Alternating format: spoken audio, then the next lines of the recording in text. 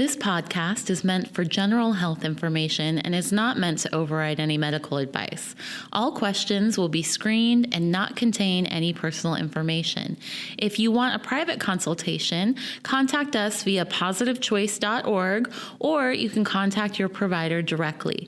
Thank you and enjoy the episode. Hello and welcome to the Positive Choice Wellness Podcast. My name is Melanie and I'm an exercise physiologist. And my name is Kimberly and I'm a registered dietitian. Hello, Kimberly. Hello, how are you? I am doing quite well. To point out one thing, by the way, we're missing Brandon, so. We are. So it's just us two today, but that's all right. So before we dive in, what brings you joy today, Kimberly? Good news is it's one of those days where there's a lot of things, but what I'm going to say, and this is going to sound weird, the weather is bringing me joy today because it's cloudy. Mm-hmm. That's nice. We just worked ourselves through a little heat wave, and so I'm like grateful for the little douse of not super summer yet, you know? Yeah. I would say that would be my brings me joy, but I don't want to steal yours, but that definitely Fair. does, because I'm a Bay Area girl, so like it's just like, oh, it's so nice. Well, lovely. I love that for you. Yeah. I love that you're enjoying the weather. Thank you. Me too. What about yourself? What's bringing you joy? Well, I started Masters swim team again. Jealous. I know. Amazing. It's a fun adventure for me. I've done it for many times. I kind of do it on and off. And I was feeling inspired and also needing some more inspiration as well. So I was like, I'm just going to join. And I had my first practice yesterday and I didn't die. So this is great. Yes. That's what we want. Yeah. Good work. It's been over a year since I've swam competitively, and it feels like it. Mm-hmm. Yeah. It's funny how that happens, right? But good for you. Oh, getting back in the water. So fun. I know. And the weather was the same yesterday too. So it was like, so I had clouds and I was swimming. It was the best. Best of both worlds. Right. Oh, good stuff. But yeah, so unrelated to swimming and the weather, we're actually going to talk about something completely different. So our topic today is going to be about something called ultra processed foods. Yes, indeed. Prevalent. Yeah, right. And sometimes there are references UPFs, which, ultra processed foods, UPF. But basically, they are hyper processed, kind of industrial made foods from stuff extracted from other foods. So it's like a lot of processing goes into it to remove other components to make these things. Typically, they're made in a lab. And they have almost no whole foods in them, sometimes none. And the other big issue with them is they're super palatable. They taste really, really good. They're super convenient to get. They're everywhere. And they last a long time. Like you could have it sit in your pantry for a year and it won't go bad. Exactly. Yeah. And they're, to add to that too, they're affordable, right? They're generally price friendly. Yeah. Which is another dilemma. So these things that are all over our, Americanized diet, essentially. We are, I think this is actually what we're known for when we talk about an Americanized diet. It's this stuff right here. Totally. I would agree with that. And I think based on my introduction of these food items, I think it probably made it very clear. They're not a good quality food that we would encourage you to eat.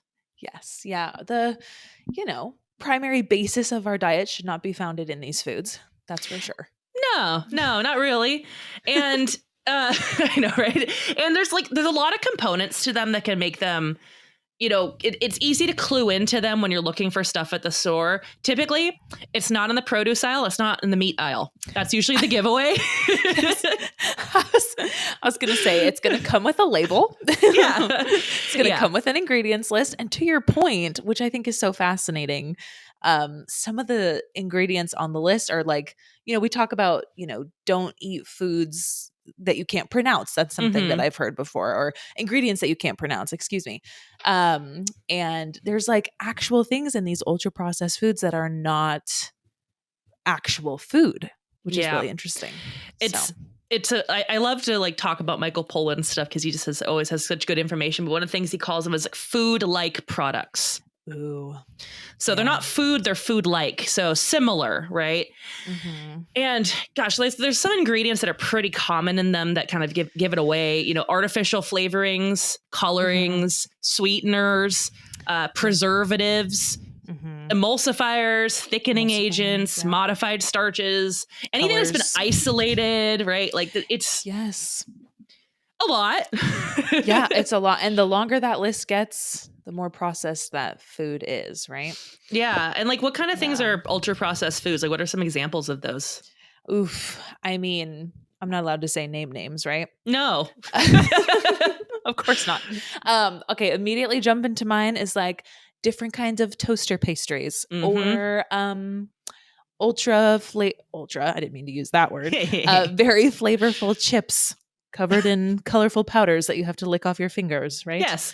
The ready-made baked goods at the store, right? Ready-made frosting, ready-made pie crust, anything that you like don't really have to do anything to has been manipulated a good amount, right? And I would probably throw that, if not in, very close to the ultra processed food category.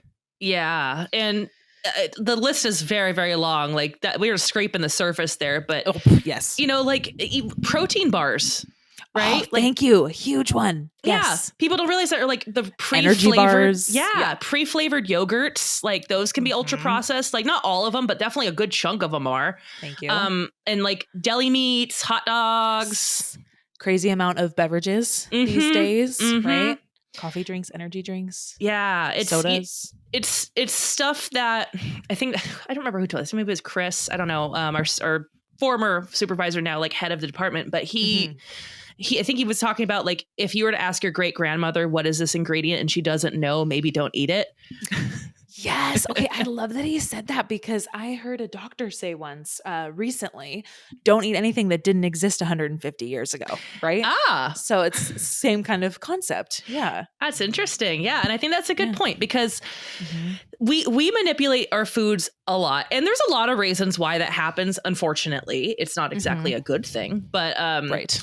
Because before we started this podcast, we were chatting about like, well, why is it that they cost so little compared to the Whole Foods? And then we did a deep dive and went, oh no, that's way too complicated. So we're going to simplify it. But essentially to simplify this, it's a lot more complex than this is, but in the most simplest terms, ultra processed foods, for the convenience of them, they're really easy to make. And when you make them in bulk, like a lot of them, it costs almost nothing. So it's considerably cheaper than buying these whole unprocessed foods that we always encourage people to eat. And that's why people may struggle with buying those because it's getting a lot more expensive. And so as a result, they stick to the ultra processed foods. Totally. And to this point too, the ultra processed stuff, like you mentioned earlier, can sit on the shelf for what feels like infinity, right? That's not true, but it feels like it can sit there forever. Yeah. And we want to eat more of the foods that actually expire. So the stuff that's healthier for us, they can't make in bulk because it can't sit on the shelf for forever. Yeah. So yeah, it's a whole thing.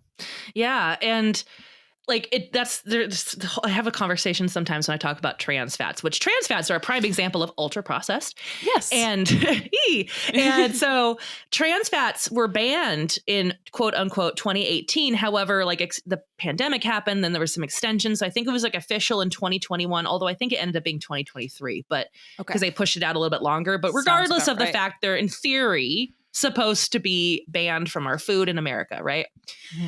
I still find stuff that has trans fats in it. Like I'll be standing near the impulse buy section where all the candy is and I'll pull up one of the bars and look at it like, oh, look, there's trans fats right there. And the reason why, like it is banned, but one, they can petition. So I don't know if that's the case. It could be. But the other one is, how long has that been sitting in this grocery store waiting to be put on the shelf? Fair. Wow. Like how long ago was it made? And it's still good. And now it's on the shelf. It may have been made before the ban was initiated. So it's not spoiling. That's some perspective. Yeah. So That's it makes crazy. you think about that kind of stuff because like if you see trans fats in your food, which it would say hydrogenated oil on the label, that right there is like, oh, this was made maybe a couple of years ago. Wild. That is just wild. Very good point. Yeah. Yeah. So for that, we can probably already glean from where this conversation is going. These are not good for us. Mm-hmm. Mm-hmm. And there's a lot of ways they're not good for us, right? Absolutely. Like, what are some ways, Kimberly, they're not good for us? Oh, the list. Where shall we begin? Well, for starters, as you can imagine, ultra processed foods are like nearly devoid of nutrients that are like good for us, but they're high in the nutrients that give us more satisfaction, right? Like salt and Mhm. sugar and whatever.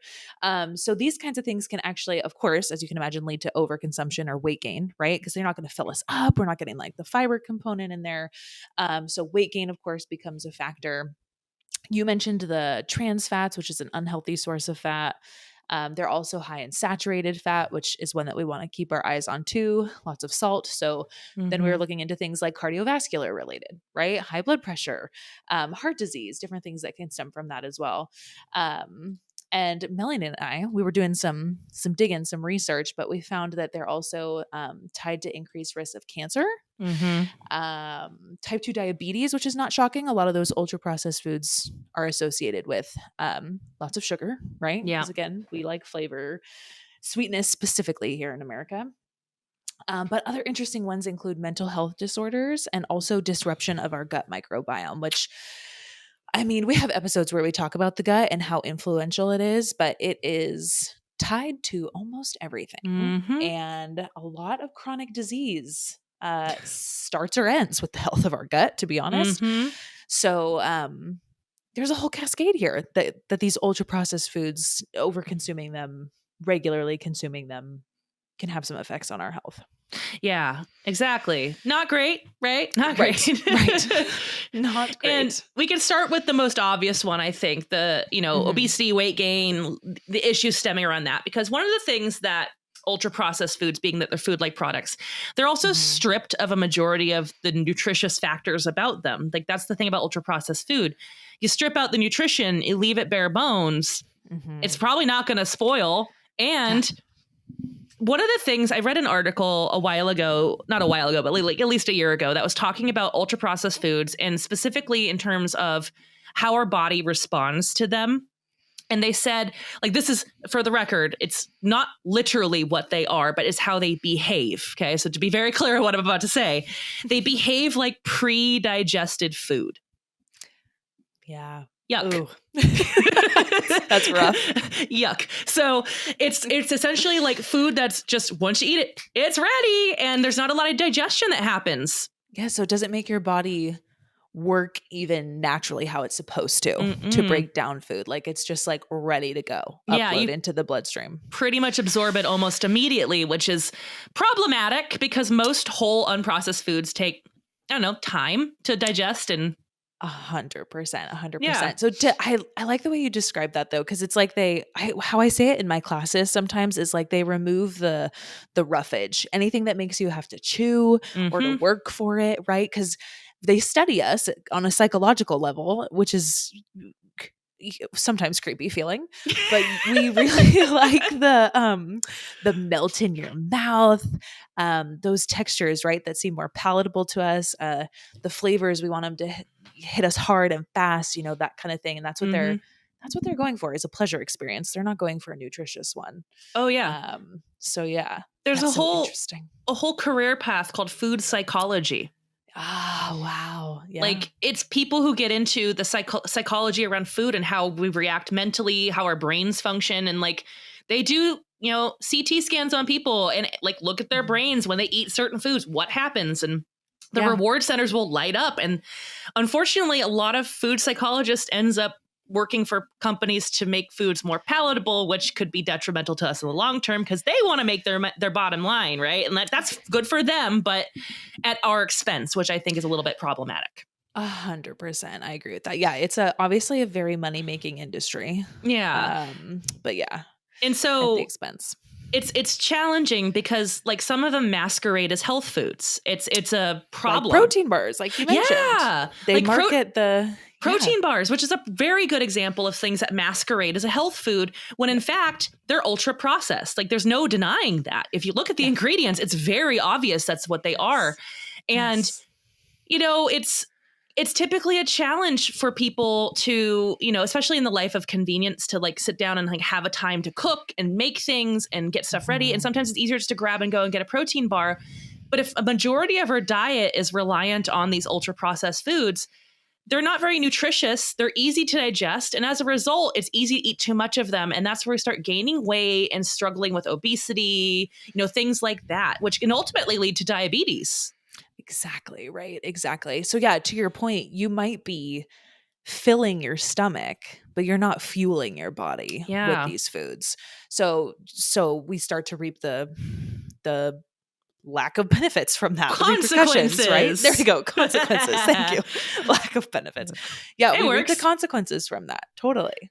Yeah. And type 2 diabetes is such a prevalent one, right? Yeah. Like it's very, very common. A lot of people are struggling with type 2 diabetes. I mean, what did they say? Like 80% of America is overweight or obese right now. And I don't actually know the statistic of how many of those people have type 2 diabetes anymore. Right. But from what I remember, it was like 80%. This is a while ago, so it's definitely changed now. But 80% are overweight or obese, and of that 80%, 30% have type 2 diabetes, and of that 30% don't know. So it's a whole spectrum of things here. But what is the problem here basically is these health consequences of eating these foods can be lifelong. It's not like, oops, I gained a pound. Like type 2 diabetes, that's a big deal, And yes, the last thing we want is for anyone to get type 2 diabetes. And so, a big part of it is like, because they're quote unquote pre-digested, they're lacking typically in fiber. So it causes these blood sugar spikes. And just for the general rundown of type 2 diabetes, if your cells are constantly bombarded with insulin and glucose over and over and over again, eventually they stop letting the glucose in. They start resisting the insulin. It stops doing its job as well. And it builds up, eventually leading to these high A1C numbers that we start seeing, and then eventually a diagnosis for type 2 diabetes. And almost always ultra processed foods are part of the issue. They're usually the culprit, if not one aspect of it, but it's a big part of it. It's a huge part of it. Yeah. And of course, like you mentioned, there's other factors that come into play, but like, it is rare when someone is diagnosed with type 2 diabetes and they get their nutrients in from whole foods, fruits, vegetables, et cetera, et cetera. It is rare. It is, the ultra processed foods play a big role in that. Yeah. Now, what I'm interested in is the mental health side of this, because we said it messes with our mental health, and what? Eating could affect our mental health? That's why. Whoa. Hello. Like, who would have thought that would be something that we would be talking about today? Super true, because we usually designate it as two different things, right? Like mental health and nutrition. They're like separate. Yeah. And so they don't cross paths. That's not how this works. No, you eat or you're sad. Like they're not related. No. Or you eat because you're sad. But exactly. So it's interesting that it's almost hard to remember that the body is like all one piece. We're all connected, all of our pieces are connected. But yeah, and a lot of it stems from what we talked about, which is gut health, right? So like our gut health is actually tied to our mental health. There's a direct correlation there.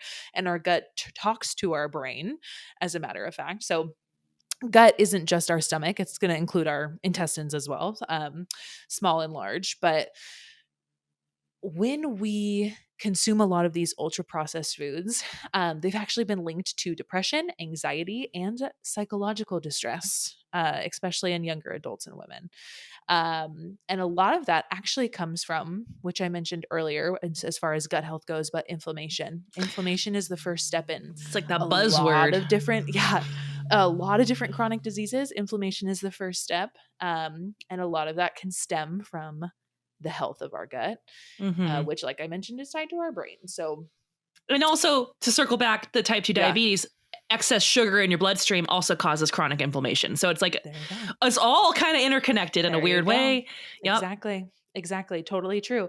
And as you can imagine, I'm sure some of us have experienced this. I can personally say I have, but when our blood sugars swing, right, it can actually lead to our moods fluctuating, right? Like if you wait too long to eat, do you turn into the Hulk?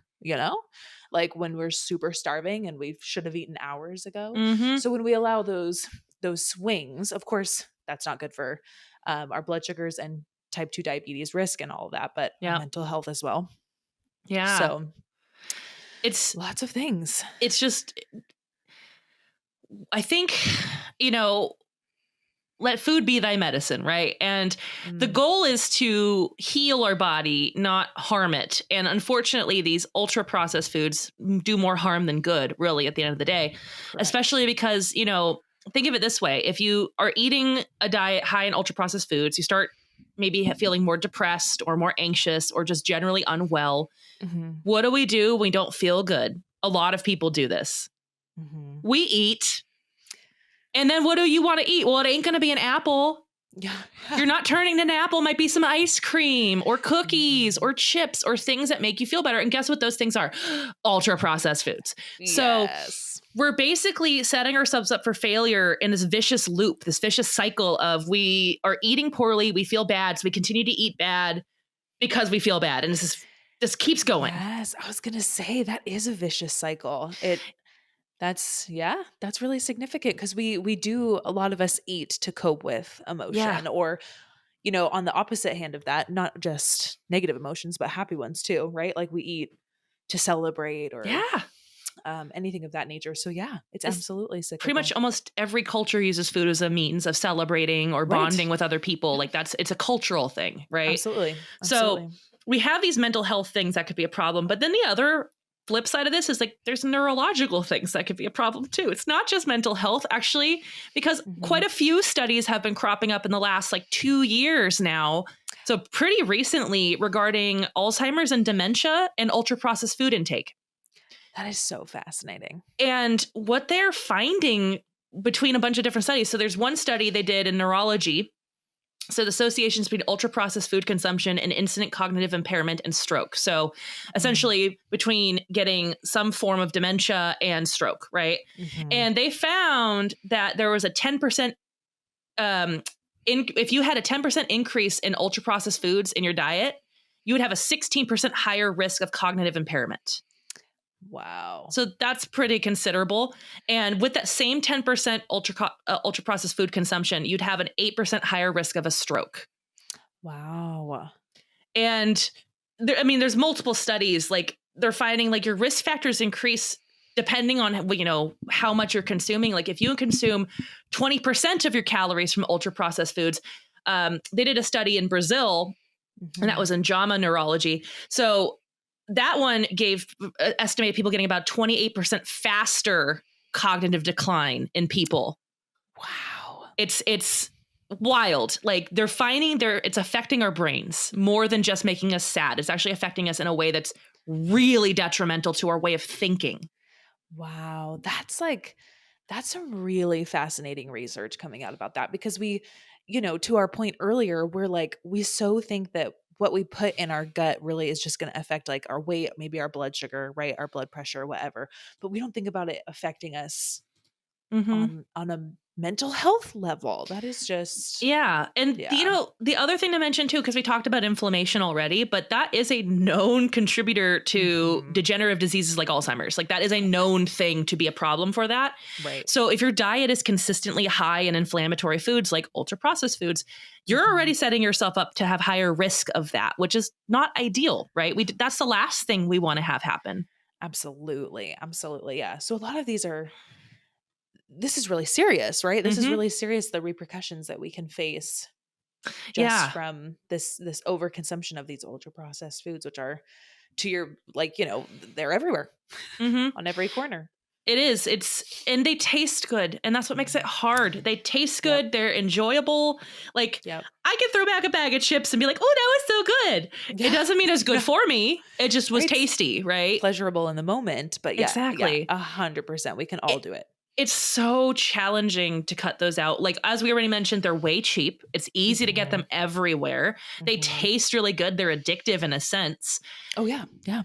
And so, and there's all sorts of socioeconomic reasons why people won't even have access to high quality unprocessed foods, depending on where you live or what's around you. It could be really challenging to even get whole unprocessed foods. You may have to rely on ultra processed foods, which we don't want that to be the case, but it's unfortunately a little bit out of at least Kimberly's and my control. We can't really do much, unfortunately, but what we at least can do is inform so you can make an educated decision around the foods that you're choosing to consume, right? Yeah, agreed. And honestly, if that's the situation you are in where they have to be incorporated into your life because that's what's available, that's what's affordable, right? The list goes on. I would honestly encourage you to just like pick the shorter the ingredients list, the better. Like that's going to be a good rule of thumb to kind of follow, which we kind of say in our classes anyways, you know, but less is more when it comes to the things that they're throwing in our food. Mm-hmm. We were just like chatting before the episode. It's like, I make everything from scratch, which like I do. It's weird. Like I really do. It's awesome. It's not weird. I mean, it's nice that I work from home because I have more time to do these things. And I know not everyone has that luxury to do this because I feel kind of honored and blessed and special that I'm able to do all these things. Yeah. It's a lot more challenging for the average person with a busy life who maybe doesn't have the option of working from home. They can't just do that. And so, you know, we want to make sure we can figure out a way for it to be easier for people to get access to these things. And, you know, one of the things, like obviously if we're talking about minimally processed, the things that you can get at pretty much any grocery store, fruits, vegetables, beans, nuts, eggs, fresh proteins, whole grains, like stuff that just comes from either a plant or an animal that is very clearly from a plant or animal. Like you look at it and go, that's an apple. Like, you know what that is, you know, and that's what we would like you to be consuming is, you know, minimal processing at best. And I say minimal because, you know, you're not taking a chicken and carving it up yourself. Like you're definitely going to go buy it or already done. So it's been minimally processed, right? Exactly. Like there's some things that need that level of processing, which is fine. But if you look at a chicken breast, you will know clearly that's a chicken breast. Or if you look at a fillet of salmon, you know, clearly that's a fillet of salmon. Right. Exactly. You should be able to look at a food and be able to identify what it is, or at least what the major components of it are, right? Versus if we get like, if I hold up a thing of ready-made frosting for you, can you tell me what the first 5 things on that list are, you know? So yeah, we should be able to look at a food and be able to identify what it is. Yeah. And so for these minimally processed foods, obviously if like, you know, cost might be a factor. You might think like, well, they're expensive, which like we just had this discussion. Yeah, they can be more expensive than ultra processed foods. That's the unfortunate fact of this economy and what we're dealing with right now is they're more expensive, right? And so one thing that I was talking to Kimberly about prior was just the fact that I shop at discount grocery stores. So there's a bunch out there. I can't name them, but they are there. And they're not like your traditional grocery store. They're discounted foods. And they do have produce sections. They do have these foods there for quite a bit cheaper than a regular grocery store. So you have the capacity to shop there and buy things that are a lot cheaper. You know, it's now out of business, so I can say it. But I used to shop at the 99 cents only store all the time. And because they don't exist anymore, so, but I used to shop there constantly because I would go there to their produce area, get all their veggies, get their fruits, get all these things that they had. I get dry beans there, like canned goods. There's so much stuff there that was just quality food for $1. And it was so nice just to be able to find these cheap, you know, inexpensive items that were of quality. And then whatever I couldn't get, I go to a normal grocery store and like, you know, fill in the gaps. Yeah, it's annoying. I'd have to go to multiple grocery stores, but at the end of the day, I was getting relatively inexpensive, high quality foods. And it's not something that one person should be like off put by doing because it's food, right? Like, what are they doing differently than any other grocery store is doing? Right. Yeah, absolutely. And to your point of like the going to different grocery stores being inconvenient, but not only saving money, but getting good, whole, nutritious food it's you know, it's inconvenient now, but what would you rather have? The inconvenience of the timing now or the inconvenience of your health later, right? Like you can kind of weigh the pros and the cons. Exactly. Like that's a fair point. Cause I always like to think of it that way too, is, you know, sure you're cutting your savings or you're cutting your driving time and your store time or whatever, but at what expense, right? Like there's always a give and a take. So, okay, we go to multiple stores, we save money, but then you're driving everywhere, it's inconvenient. Or you do one store, ultra processed because it's cheaper. And now you have higher health bills in the future. Exactly. Down the line, it's going to cost you, some more Yeah, exactly. than the time right now. Yeah. And the next point that I'm going to make that people also don't love when I talk about is cook your own food. Like, yes, I love it. That's kind of an important factor here because you have 100% control over what you prepare in your own home. 100%. Buying foods that are ready-made, yes, can be super convenient, but they could be ultra processed. It just depends on what you're buying. Now, granted, not everything is. You can buy some pre-made salads at some grocery stores. Those are generally okay. Mm-hmm. Couldn't say that about the dressing. I don't know. That's dependent on the dressing, but generally speaking, they're okay.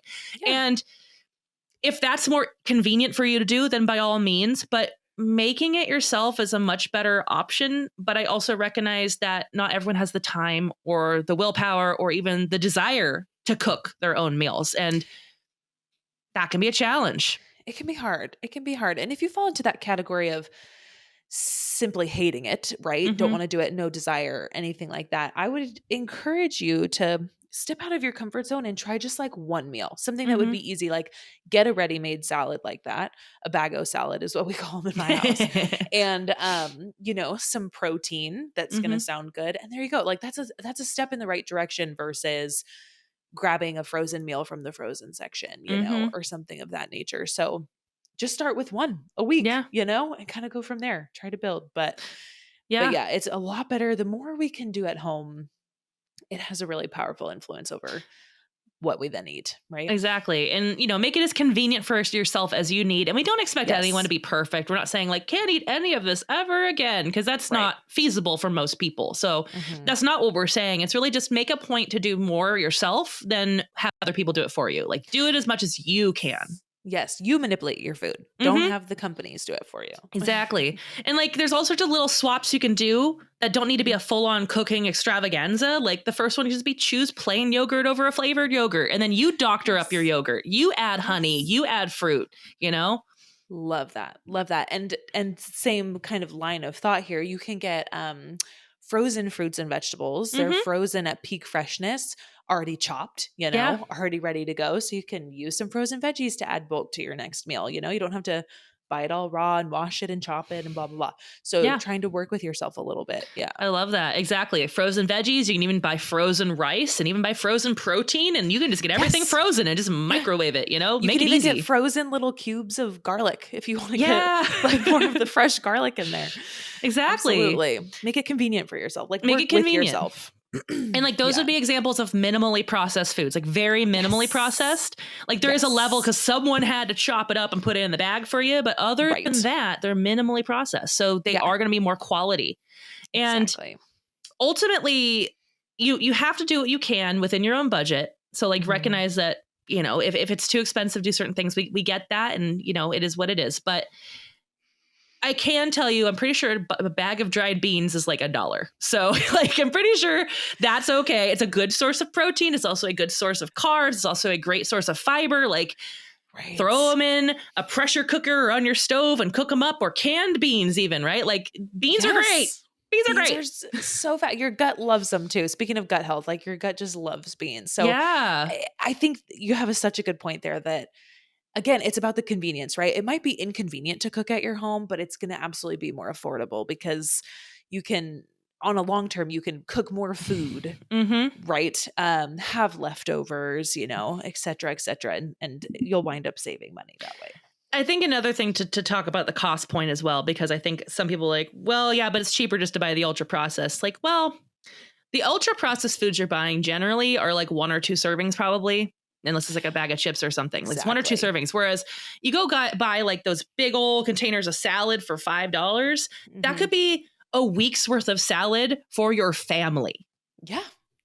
You're exactly right. And while it feels like a lot in the moment, I think there's an upfront cost with some of these healthy items. It just feels like so much money because you're dropping it right there in the moment. But in the long run, it actually is cheaper. When you really think about it versus going out to eat. Another example is going to a fast food restaurant. Those are ultra processed, and it may feel cheap to go through the drive-through in the moment and get your French fries and your burger. But the problem is, if you do the math, you're actually spending more money doing that than you are just buying a salad at the store. Yep. 100%. 100%. Good point. Yeah. So, I mean, like I said, it's not perfect. We're not expecting anyone to overhaul their diets today and be like, oh, I'm never going to eat that again. It's really just about, try the best you can to get the best nutrition you can within your abilities and be proud of what you can do rather than be like, well, I couldn't be perfect. Like, no, be proud of what you can do. And generally try to avoid those ultra processed foods as much as possible. Yes, I do agree with that. As much as you possibly can. We recognize it is not realistic to say never eat them ever again. That's just not the world we live in. And that's okay. There's like our bodies were designed to handle some unhealthiness in moderation, but that's the key is going to be the moderation piece. So try as much as you can to set yourself up for success, make it convenient for you, work with yourself to make more foods at home. What's going to optimize that for you? What's going to make it easier for you? Exactly. Yeah. But it's about that time. It goes by so fast. It really does. It really does. We could keep talking, but we're going to wrap it up here. Yes. But thank you for those of you who are listening. We hope that you could take this information and make some informed decisions on what you can do with these types of foods. But, if you are listening online or, on whatever you're listening to us on, we work with people all around the world. So we're not, could be the world, could be the country, it kind of depends. We don't have to have Kaiser members come work with us. So if you want to meet with like a dietitian or talk to anybody specifically about your needs, we do offer those things for you. But with that being said, make sure you like, share, and subscribe. If you're watching on YouTube, make sure you comment below. And with that, until next time, everybody. Bye. Bye. Hey everyone, it's Melanie. If you've ever felt like staying on top of your health and wellness feels a little overwhelming, you're not alone. Maybe you're trying to find your footing, or maybe you just want a little inspiration to stay on track. Either way, we've got something for you. At Positive Choice, we know the health world can feel overwhelming, with new trends popping up every day. So that's why we created our Booster Seminars, a monthly lineup of workshops, classes, and support groups designed to keep you informed, inspired, and on track. From intermittent fasting and label reading to managing emotions, Tai Chi, and even gratitude practices, there's something for everyone. And the best part? You can join in person or online, whichever fits your life best. Offerings can change every month, so there's always something new to explore. It's just $90 for a 6-month membership. Or free if you're a part of our meal replacement program. Are you ready to dive in? Visit positivechoice.org/boosters to check out this month's schedule and sign up today.